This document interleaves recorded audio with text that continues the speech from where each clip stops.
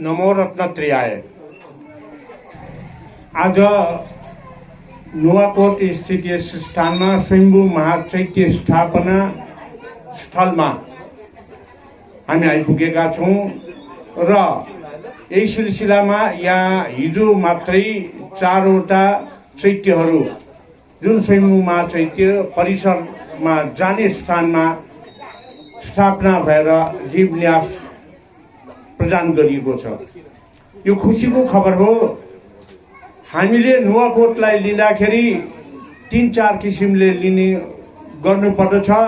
सर्वप्रथम त नुवाकोटलाई लिँदाखेरि वज्रयान बौद्ध परम्परामा अहिलेसम्म प्राप्त पौराणिक अभिलेखहरूमध्ये वज्रभू चैत्य भनेर उल्लेख भएको अभिलेख जुन ठाउँ ठाउँमा जीर्ण अवस्थामा थियो, पहिला उद्धार गरेर त्यसलाई चाहिँ उद्धरण गर्दाखेरि पनि वज्रभू चैत्य सायद यही स्वयम्भू महाचैत्यको उद्गम स्थलको रूपमा आएको हुनुपर्छ।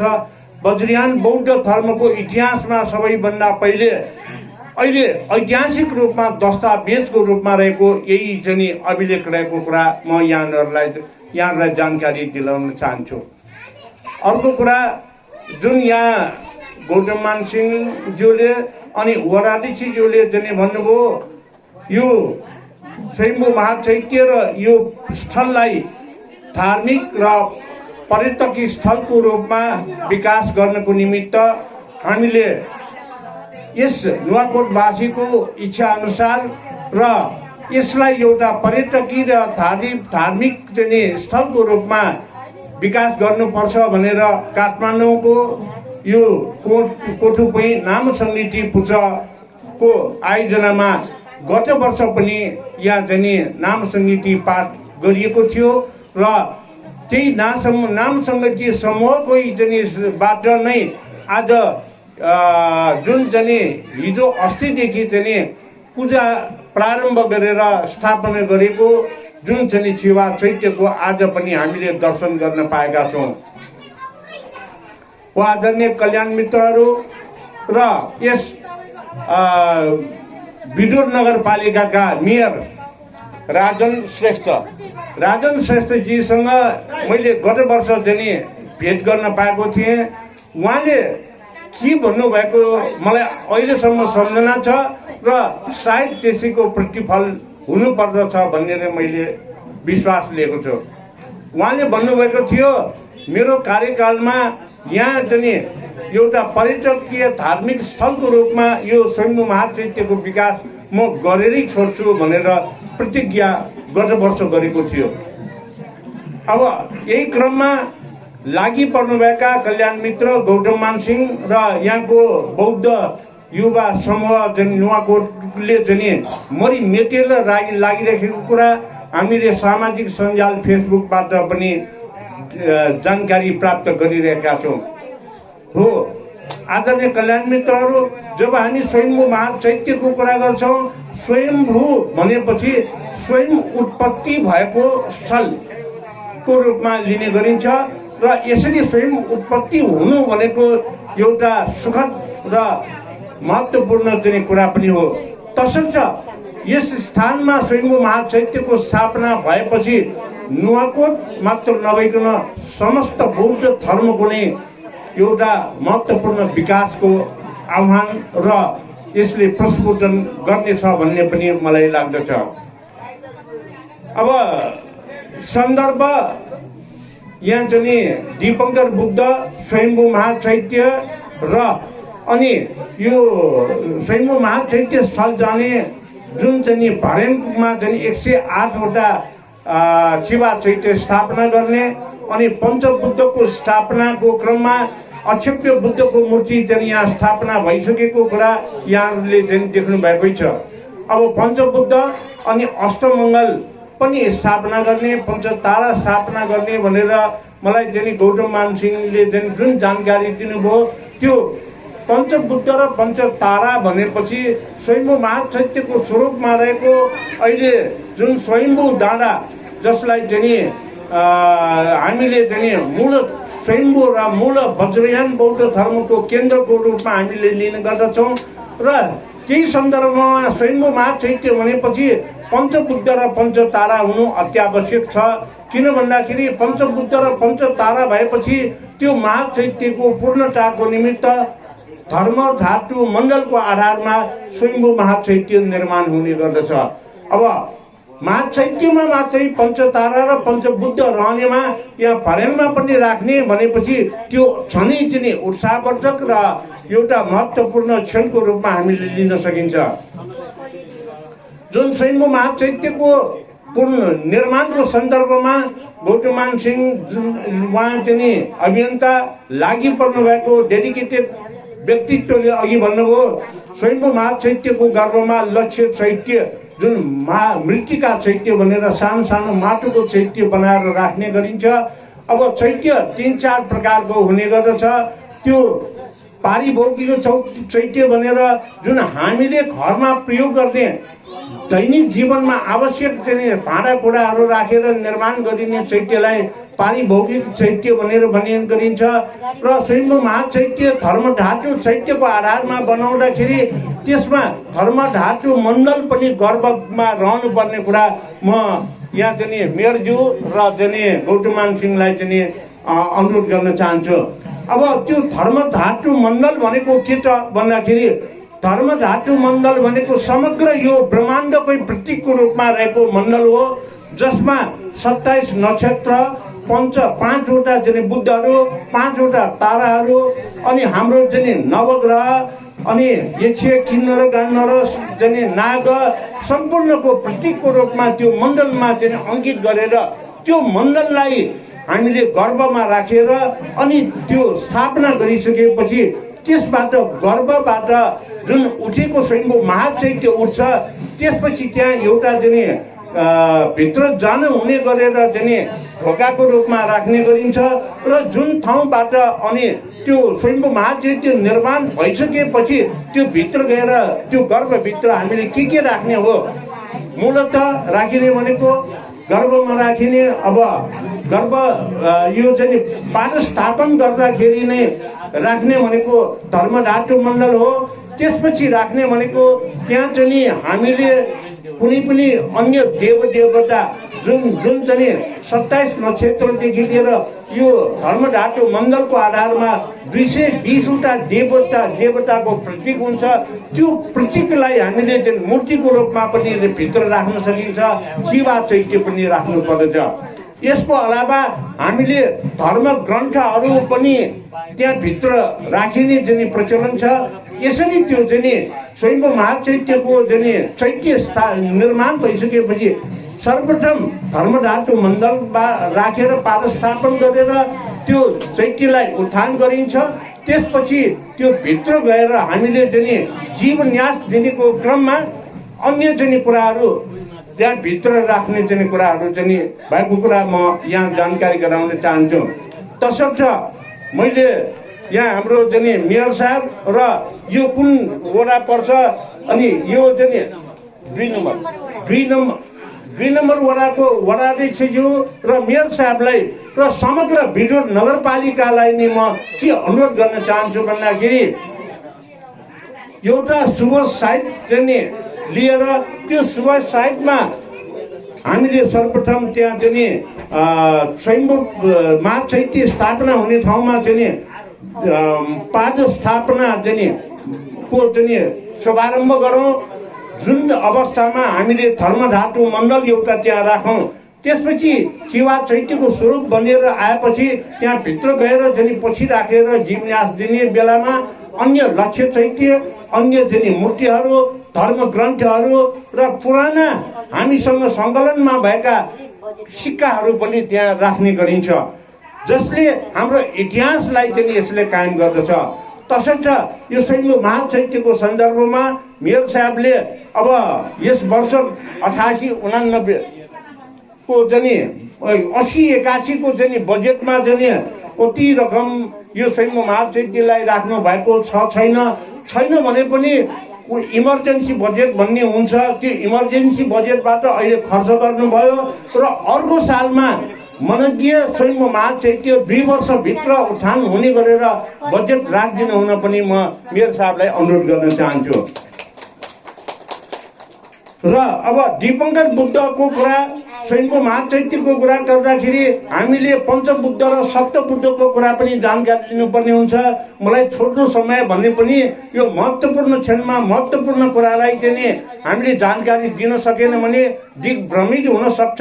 त्यसकारणले यो म किन भन्दैछु भन्दाखेरि मलाई धेरैले सोध्ने गर्छ, पञ्चबुद्ध भनेपछि 5 जना बुद्ध भयो, सप्तबुद्ध भनेपछि 7 जना बुद्ध भयो, शाक्यमुनि बुद्ध भनेपछि 1 जना भयो, भनेपछि बुद्ध भनेको जम्मा कति 13 जना छ भनेर सोध्न आउँछ। मैले भन्छु अनि उहाँहरूलाई चाहिँ सबभन्दा पहिले शाक्यमुनि बुद्ध भनेको बुद्ध धर्मको पुनरुत्थानकर्ता हो। उहाँ पहिलो बुद्ध होइन। उहाँले धर्म देशना गर्दाखेरि नि म भन्दा अगाडि 6 जना मानव बुद्धहरूले जन्म लिइसकेका छन् भनेर भनेका छन् र उहाँ 7औं मानव बुद्ध हो। मानव बुद्ध भनेको हामी जस्तो नि बच्चाको रूपमा जन्मेर ज्ञान हासिल गरेर बुद्धत्व प्राप्त गरेकोलाई मानव बुद्ध भनेर भन्ने गरिन्छ। र यो मानव बुद्धमा नेपाल नै पहिलो देश हो जुन देशमा विपसी तथागत बुद्धले बन्डोमती नगर अहिलेको बुङ्गमतीमा जन्मनु भएर यही ज्ञान प्राप्त गरेर बुद्ध बनेर महापरिनिर्वाण प्राप्त गर्नुभयो। सप्त मानव बुद्धहरू मध्ये 5 जना मानव बुद्धहरू नेपालमै जन्मेका हुन्। हामीले अहिले मानव बुद्धमा शाक्यमुनि बुद्धलाई मात्रै चिन्छौँ।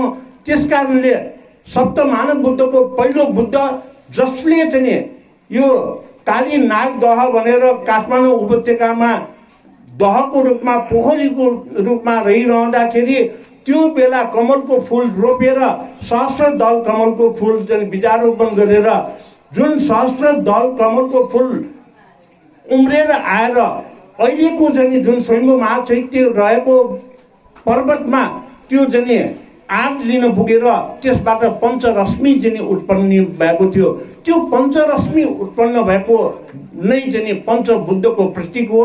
पञ्चबुद्धको प्रतीक भनेको पञ्चतत्त्वको प्रतीक हो। त्यो भनेको जल तत्त्व, अग्नि तत्त्व, वायु तत्त्व, आकाश तत्त्व, पृथ्वी तत्त्व, यो 5वटा तत्त्वको चाहिँ प्रतीकको रूपमा पञ्चबुद्ध हो। त्यो पञ्चबुद्ध भनेको मानव बुद्ध नभइकन यो दर्शन ज्ञानको आधारमा ज्ञानको विविधता हो। तसर्थ हामीले पञ्चबुद्ध भनेको ज्ञानको आधार हो, दर्शन हो, जसको आधारमा हामीले यो प्रकृति र प्राकृतिक सिद्धान्तलाई अगाडि बढाउँदाखेरि हामी स्वस्थ रहन्छौँ, हामीले प्रगति उन्नति गर्न सक्छौँ। यदि हामीले अहिलेको सन्दर्भमा जसरी पाए त्यसरी विकास गर्ने गर्यो भने काठमाडौँको बानेश्वरमा पनि बाढी आएको कुरा, पाटनमा बाढी आएको कुरा कहिल्यै नसुनेको यो चाहिँ विकास नभइकन विनाश भएको कारणले हो। त्यस कारणले प्रकृतिसँग जानको निमित्त पञ्चबुद्धको प्रतीकको रूपमा रहेको कुरा म यहाँहरूलाई जानकारी दिन चाहन्छु। विपसित बुद्ध, अनि चाहिँ सिक्की बुद्ध, विश्वभू बुद्ध, कनकमुनि बुद्ध, क्रकुछन्द बुद्ध, शाक्यमुनि बुद्ध, यसरी गरेर 7वटा बुद्धहरूमध्ये विपसी बुद्ध नेपालमा जन्मेको, क्रकुछन्द बुद्ध नेपालमा जन्मेको, कनकमुनि बुद्ध नेपालमा जन्मेको, कश्यप बुद्ध नेपाल र भारतको बोर्डरमा जन्मनु भएको र शाक्यमुनि बुद्ध नेपालमा जन्मनु भएको। तीमध्ये शाक्यमुनि बुद्धले भारतको बुद्धगयामा बुद्धत्व प्राप्त गर्नुभयो भने अन्य 4 नेपालमा जन्मेका बुद्धहरूले यही बुद्धत्व प्राप्त गरेर महापरिनिर्वाण चाहिँ हुनुभएको थियो। त्यसकारणले यो सप्त मानव बुद्ध र पञ्चबुद्धको पनि सम्बन्ध रहेको कुरा म यहाँहरूलाई जानकारी दिएँ। अब अन्तमा दीपङ्कर बुद्धको कुरा, जुन अस्ति गुलागा त्रयोदशीको दिनमा उपत्यका मात्र नभएर वज्रायन बौद्ध धर्मका गुरुहरू र शाक्य सहायक गुरुहरूको साथै वज्रायन बौद्ध धर्मावलम्बीहरूले पञ्चदान दिने र लिने कार्यहरू गरे। दिने सबैले दिनुहुन्छ र लिने कार्यमा प्रविद्याभिषेक प्राप्त जुन चाहिँ वज्राचार्य र शाक्यहरूले मात्रै लिन चाहिँ हुन्छ। र यसरी पञ्चदान दिने बेलामा नामै पञ्चदान, 5वटा वस्तुहरू हामीले दान दिने हो, नभई नहुने वस्तु।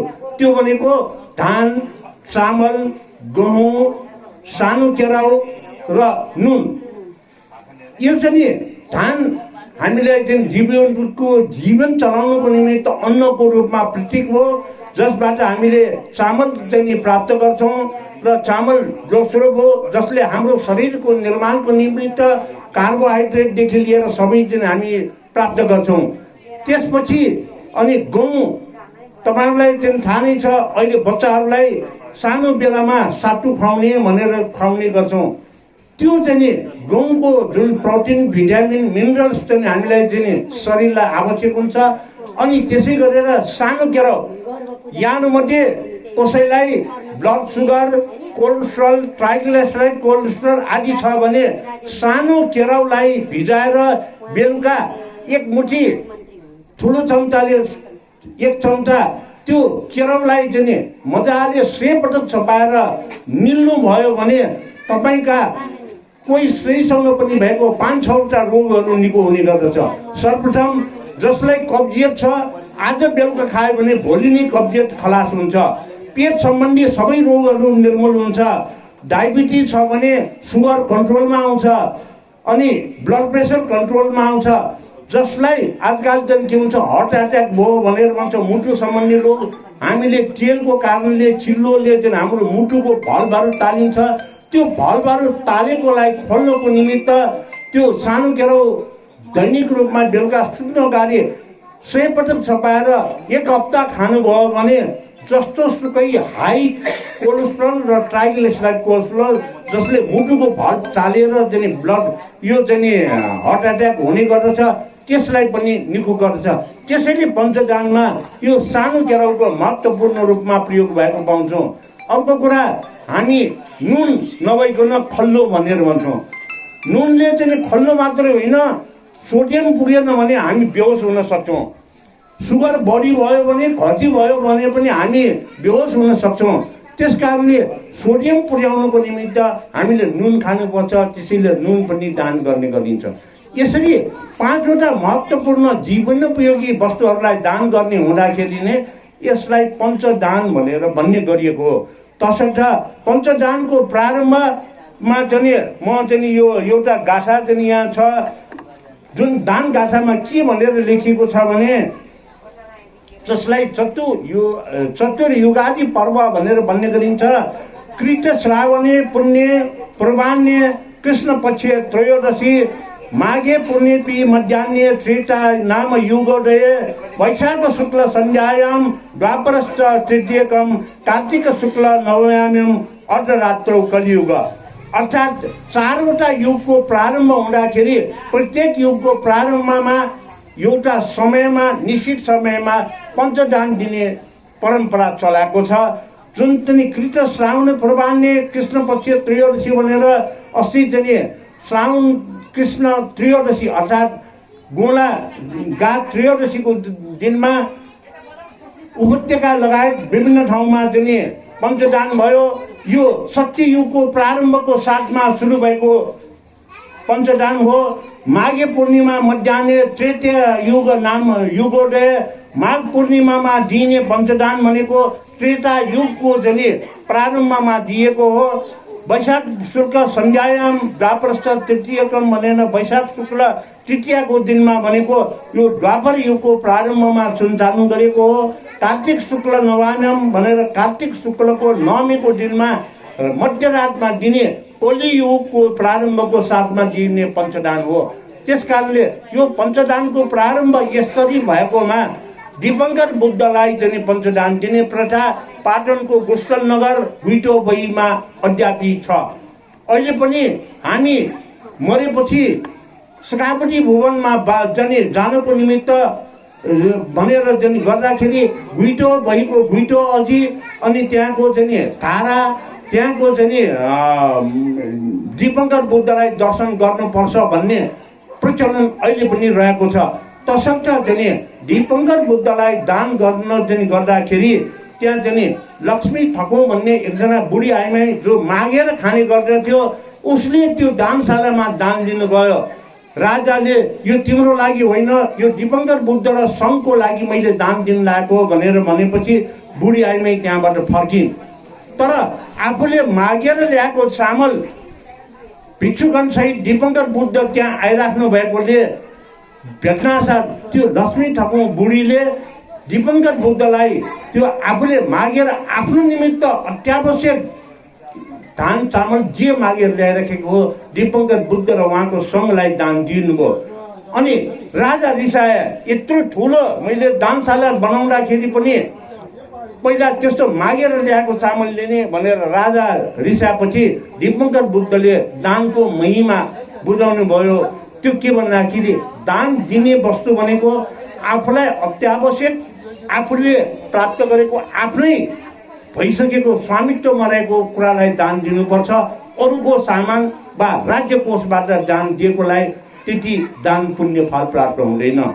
दोस्रो कुरा, दान दिनको लागि आफूले कमाउँदाखेरि त्यो कमाउने कुरा चाहिँ के भन्दाखेरि कसैलाई आघात नपुर्याइकन शिलमा रहेर कमाएको हुनुपर्दछ भनेर चाहिँ। तसर्थ बुढी आइमाईले आफ्नो जीविकोपार्जनको निमित्त मागेर ल्याएको भनेपछि त्यो नपाएपछि त ऊ भोकै पर्छ। त्यस्तो सचित सोमनले दान दिएकोले मैले पहिलो दान ग्रहण गरेको हो भनेर दिपङ्कर बुद्धले राजालाई भनेको कुरा सम्झँदै आज यो स्वयम्भू महाचैत्यमा तपाईँहरू आउनुभएको छ। यो नुवाकोटवासी र मेयर वडाध्यक्षज्यू र सम्पूर्ण को आउनुभएको छ मलाई त थाहा छैन। उहाँहरूले पनि आफूले आफ्नो लागि जे प्रयोग गर्छौँ त्यसैलाई केही अंश त्याग गरेर दान गरेर यो स्वयम्भू महाचैत्य र यो स्थललाई एउटा रमणीय धार्मिक स्थलको रूपमा विकास हाम्रो राजन श्रेष्ठ मेयरज्यूकै कार्यकालभित्र सम्पन्न हुनेछ भन्ने विश्वासका साथ मलाई दिएको जिम्मेवारीमा छोटो समय भने पनि धेरै समय लिएकोमा क्षमा याचना सहित मलाई बोल्न मौका दिनुभएकोमा नुवाकोटवासी अनि यो आयोजक कमिटी र जुन चाहिँ नाम समिति फुचलाई पनि म साधुवाद दिँदै यहीँबाट बिदा हुन चाहन्छु। भवतु सर्वमङ्गलम्।